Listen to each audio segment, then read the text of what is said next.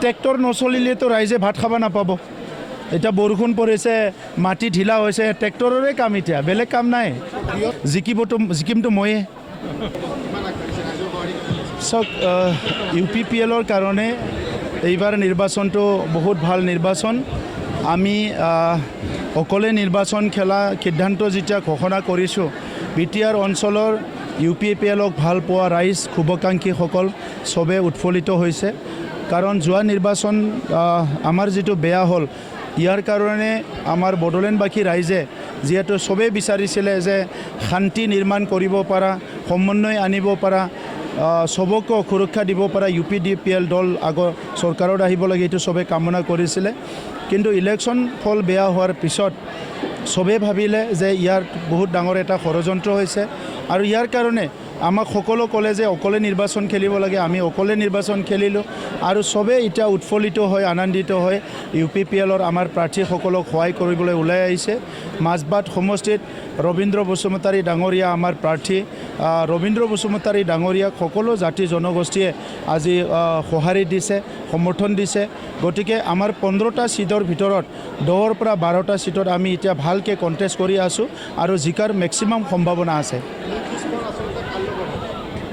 চাওক, BJP আৰু BPF ইয়াত খেলিছে।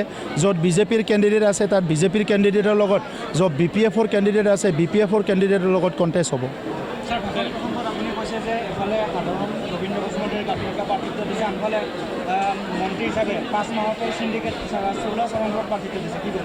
সেইটোৱে বাস্তৱ কথা, ৰাইজেতো দেখিবলৈ পাইছে, পেপাৰত দেখা পাই কৈছোঁ মই, টিভিত দেখা পাই। তো গতিকে আজি ৰাইজক কি লাগে? ৰাইজক সেৱা কৰা নেতা লাগে, ৰাইজৰ লগত সদায় থাকিব পৰা সাধাৰণ মাটিৰ মানুহ লাগে। তো যদি সি মানে বহুত পাৱাৰফুল হৈ যায়, ৰাইজৰ লগত নাথাকে, ৰাইজক সেৱা নকৰে, নিজৰ মতলবত কাম কৰি থাকে, তাকতো ভোট দি লাভ নাই। গতিকে ৰবীন্দ্ৰ বসুমতাৰী ডাঙৰীয়া ধুমুহা আহিলে প্ৰথম তেখেতকে পাব, বানপানী আহিলে তেখেতকে পাব, ক'ৰবাত কিবা সমস্যা হৈছে তেখেতকে পাব। চ' আমাক কি লাগে? প্ৰাৰ্থীটো তেনেকুৱাই লাগে। সেইকাৰণে ৰবীন্দ্ৰ বসুমতাৰী ডাঙৰীয়া বিপুল ভোটত জয় হ'ব।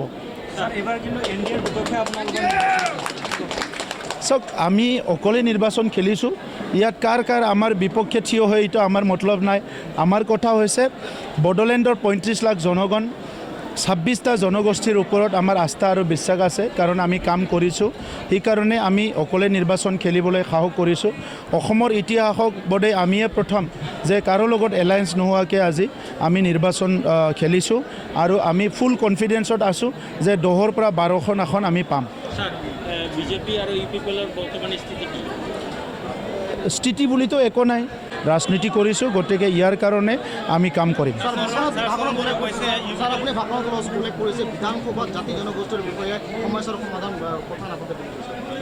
চাওক, আপোনালোকে দেখিয়ে পাইছে না, কোনোবা এজনে কিবা একদম একো মিনিংলেছ কথা এটা ওলাই দিব, সিটোক লৈ হাঁহি তামচা কিবা কিবি কৰি গোটেই টাইম পাছ হৈ যাব।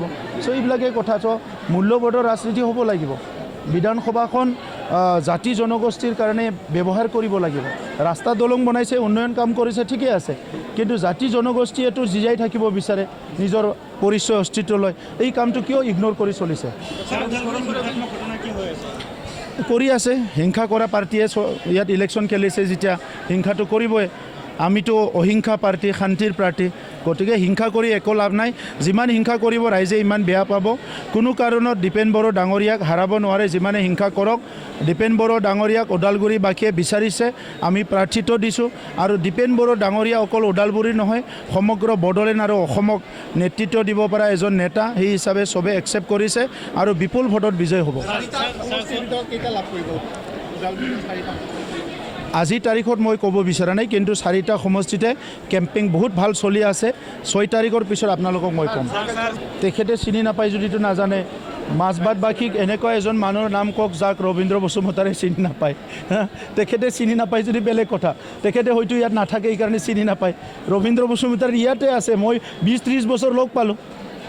ইয়াতে বড়ো সংগ্ৰামত থাকিল, পাৰ্টি কৰিলে, সমাজৰ লগত সদায় আছে। চাওক, আপোনালোকে কি বুজিছে? ইয়াৰ মতলব সেইটোৱে, তেখেতে আমাক ইতিমধ্যে ভয় কৰিছে। আৰু ৰবীন্দ্ৰ বসুমতাৰী ডাঙৰীয়াক যে ভিতৰে ভিতৰে চবে সমৰ্থন কৰিছে, ইয়াৰ উমান পাইছে। তো সেই কথাটোকে তেখেতে কৈছে। ট্ৰেক্টৰ নচলিলেতো ৰাইজে ভাত খাব নাপাব। এতিয়া বৰষুণ পৰিছে, মাটি ঢিলা হৈছে, ট্ৰেক্টৰৰে কাম এতিয়া, বেলেগ কাম নাই। কিন্তু কৈছে আপুনি বোলে 100টাৰ ভিতৰত 70টা মিছা কথা কয় নিৰ্বাচনী সভাত, তেখেতে কৈছে। ইয়াৰ কাৰণে ভগৱানে চাব কোনে মিছা কথা কয়, কোনে সঁচা কথা কয়। আজি ইমানবাৰ মন্ত্ৰী হ'ল, ওদালগুৰিত কি কামটো কৰিলে?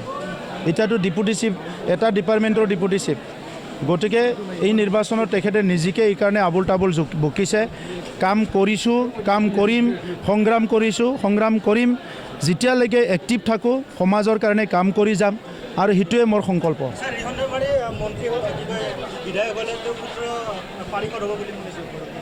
হ'ব পাৰে, এতিয়াতো পৰিয়ালবাদটো আৰম্ভ হৈছে ইহঁতৰ, কোকৰাঝাৰতো দেখিছে। গতিকে আজি ট্ৰেইনিং দি আছে, গাড়ী ভাঙিছে, কিবা ভাঙিছে, ভাল ট্ৰেইনিং দি আছে, জনতাই পাব মজা। 100 দি দিয়ক না, 100 দি দিয়ক, কিনো লষ্ট আছে।